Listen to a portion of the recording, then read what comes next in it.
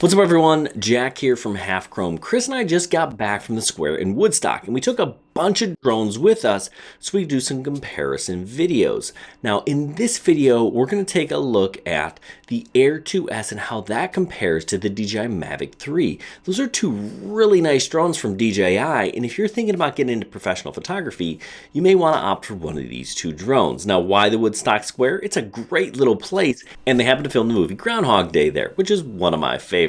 So this video is the Air 2S versus the Mavic 3. We also have videos how it compares to the Mini 2 and the Evo 2. And we're going to release a video comparing all of those drones in one grand old video, so make sure you subscribe so you don't miss that.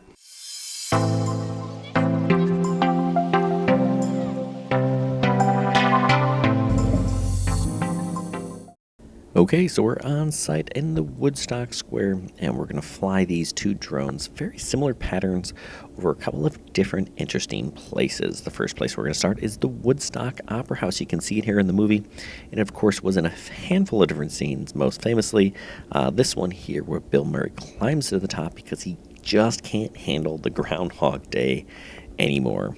And he does jump from the top, trying to end the Groundhog Day repetitiveness. We know it doesn't actually work. He wakes up the next morning. Now here is the Opera House being shot by the Mavic 3 in its highest resolution, 5.1K. And these are pretty much all automatic standard settings, not trying to mess with a whole lot, so you can kind of see what you got. Saw some lens flares there. Now here, this is the Air 2S, a similar shot, but we did kind of pan the camera down a little bit, and you kind of see how it adjusts to the change in the direct light, right? The sun is no longer directly behind it. Now we're going to move to the center of the square, which of course was the scene where the groundhog was, and of course where Bill Murray got his romance on. And we thought we'd use this little gazebo grandstand as a good point in the middle to try and orbit. Now this is the Mavic 3 again in 5.1K. And this orbit is actually being done manually because at the time we shot this video, we didn't have the automatic, the quick shots, which of course you do now have with the Mavic 3.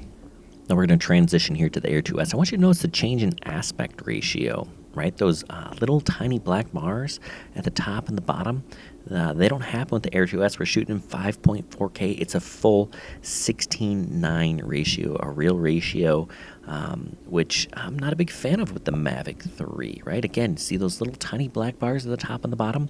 That's using the full resolution. So if I want, blow this image up, I'm going to lose a little bit of that 5.1K. Still a fantastic camera. Still have the Micro Four Thirds sensor. Here's that same shot with the Air 2S. Now the Air 2S is no slouch. It's a full 1-inch sensor on this drone. Pretty solid. Now here we're going to transition to the Woodstock Jailhouse Courthouse combo. Kind of a back and away, a droney shot, if you will. And again, this is the Mavic 3 being shot in 5.1K. Pretty good looking shot. This, of course, done manually. Just kind of a pull back and move up as you pull out of the shot. Creates a nice little vantage point. You kind of see everything kind of drift backwards, kind of like that shot. Now here we're going to transition to the Air 2S. Similar shot. You can see the sun's a little bit lower. I get it. It's not a perfect comparison. We have some of that goofy aberrations going on in the bricks there with the Air 2S, and some lens flares in the bottom right hand corner. So there's that. Some people like, solar flares and things like that in their shots. Some people can't stand it. Changing the F number kind of gets you more or less sometimes. So something else to think about. Of course, the sun being at really strange angles also plays a factor there.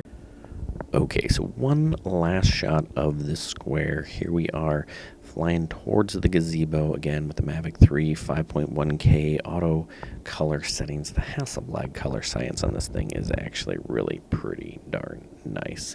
Now the Air 2S, no slouch here. This is definitely a quicker approach, but still a solid option Probably want to do a little more work in post. Now, we thought some night shots would really kind of help distinguish between the 4/3 sensor and the 1-inch sensor on the Air 2S.